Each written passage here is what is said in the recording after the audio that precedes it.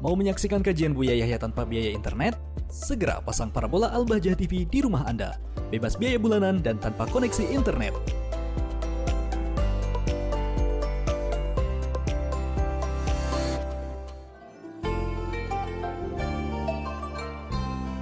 Assalamualaikum Buya. Saya hamba Allah dari Malang, izin bertanya. Kan pendapat ulama berbeda-beda. Lalu dalam memilihnya, apakah kita harus memilih yang memang sesuai dengan mazhab yang kita anut? Ataukah kita juga boleh mencari tahu lagi mana pendapat yang dirasa kita mendekati sunnah Rasulullah dan mengambil pendapat yang ini Buya? Terima kasih. Baik, semua yang Anda ucapkan, semua yang Anda sampaikan adalah benar. Mengikuti ulama madhab kita adalah benar omongan itu. Yang kedua, mengikuti pendapat para ulama yang lebih dekat dengan sunnah Nabi itu juga benar. Cuma untuk menjadi orang yang lebih mengetahui kalau pendapat ini lebih dekat dari sunnah Nabi itu siapa kita ini? Wong sunnah Nabi aja kita tidak banyak tahu. Maksudnya kita tahu kalau perkataan para ulama itu lebih dekat ke sunnah Nabi itu maknanya apa? Kita ahli istimbat dong. Seorang sudah derajatnya derajat bisa istimbat, mengambil pemahaman dari teks. Nah, tapi kalau kelas kita orang awam, dari mana kita bisa mentarjeh? Dari mana kita bisa menganggap ini lebih bagus, lebih dekat pada sunnah Nabi dari ini? Hanya karena ada hadis yang belum tentu hadis sahih. Bayangkan Imam Malik rahimahullah ta'ala meriwayatkan satu hadis, al-bay'ani bil khiyari ma lam yatafarraqa. Dua orang yang bertransaksi dia boleh berkhiyar, namanya khiyar majlis dalam mazhab Syafi'i, selagi belum berpisah.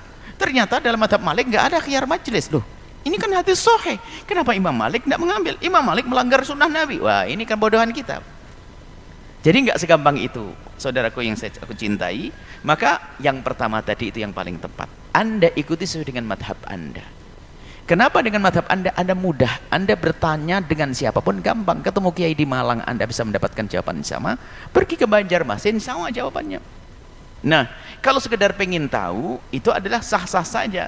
Tapi tidak bisa sampai derajat Anda membandingkan. Kalau kita bertanya kalau tiba-tiba Anda telepon, bertanya kepada seorang alim madhab Maliki, Anda diberi jawaban, sah Anda mengikuti dia. Tapi bukan dasar Anda menganggap itu lebih tepat, tidak. Karena kita seorang awam, yang taklid mengikuti ulama, maka pendapat Imam Malik dengan pendapat Imam Syafi'i itu sama di mata kita. Enggak ada ini lebih benar, ini enggak, semuanya benar. Karena kita bukan ahli istimbat.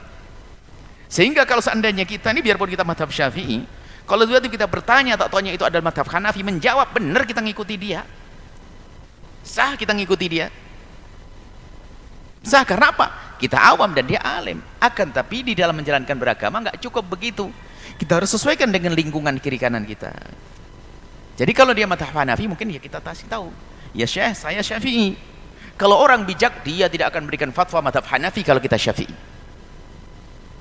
Imam Ahmad bin Hanbal itu kan punya madhab Hanbali, punya murid pulang ke satu negerinya. Lalu ketemu dengan Imam Ahmad. Imam Ahmad bertanya, gimana keadaan wahai anakku? Murid ini berkata, kami hidup di lingkungan madhab Maliki ya Syekh, ya Imam Ahmad. Terus kami masih berusaha merubah mereka untuk menjadi madhab Hambali. Dimarahi oleh Imam Ahmad. Salah dengan begitu. Kau belajar madhab Maliki, ikuti mereka. Begitu loh. Orang hari ini malah diajari aneh-aneh. Di madhab Syafi'i diajari madhab Hanafi, dia madhab Hanafi. Biarpun madhab itu benar, tapi nggak sesuai, kasihan mereka berbeda. Sebab orang awam itu tidak mengerti perbedaan ulama. Asalkan berbeda dianggap sesat. Gitu loh orang awam itu. Misalnya kita belajar, misalnya membaca buku madhab Hanafi Maliki, waktu kita belajar fikih perbandingan, ya tidak serta-merta di majelis ini tidak ada fatwa selain madhab Syafi'i.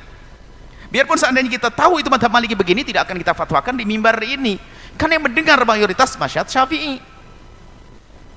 Kecuali kalau kita ditanya di India, saya akan berubah nanti. Madhab Hanafi yang saya sebutkan, inilah adab. Ustadznya saja harus punya adab. Bagaimana kita sebagai seorang yang belajar lalu, wah ini madhab Imam Malik lebih dekat dengan sunnah Nabi, madhab Syafi'i gimana? Ya kurang ajar kita. Oh ini madhab Hanafi lebih dekat. Aduh, kok lebih dekat? Kok kayak kita sudah sampai derajat martabat ijtihad? Tidak begitu. Sebab perkataan ulama sama di mata kita. Karena apa? Mereka istimbat dengan hujjah, dengan dalilnya. Ini juga tangan. Kalau ada perbedaan, tentu ada satu sisi yang dilihat menjadi berbeda. Pandangan cara pandang yang berbeda. Banyak kisah. Tadi ada lagi kisah tentang Sayyidina Usamah bin Zaid melakukan sholat, lalu kelihatan auratnya. Halla yastur abuhu ista ibni, sampai ditegur kok. Kenapa kok tidak ditutupi ini aurat anaknya ini? Jadi waktu sholat kelihatan auratnya, kebuka auratnya. Hadis yang sahih. Hadis diambil oleh madhab Imam Syafi'i bahwasanya anak tamyiz boleh jadi imam. Madhab Malik nggak mau ngambil ini, sehingga madhab Malik anak tamyiz tidak boleh jadi imam. Tapi mengambil sisi aurat, kelihatan aurat adalah tetap sah, akan tapi kalau disengaja menjadi haram dan sebagainya. Loh, satu hadis Imam Syafi'i mengambil dari sisi jadi imamnya, Imam Malik mengambil dari sisi masalah auratnya. Nah, ini kan kepandaian, kehebatan mereka di dalam mengambil satu riwayat. Artinya kita harus tahu diri kita ini. Selagi kita orang awam, yuk kita ikuti kiai di kampung kita, ulama yang bersama kita, itu menjadi enak kita berbuat. Untuk apa kita harus bingung sana? Kecuali untuk sebuah solusi. Anda punya masalah misalnya, nggak bisa menyentuh air di malam hari. Jadi kalau kena air berat, bagaimana kalau saya ikut madhab yang lain dalam urusan wudhu? Lah ini babnya berbeda, Anda punya kasus khusus. Kalau Anda normal, ya ikutilah madhab normal di kampung Anda, itu namanya orang bijak. Wallahu a'lam bishawab.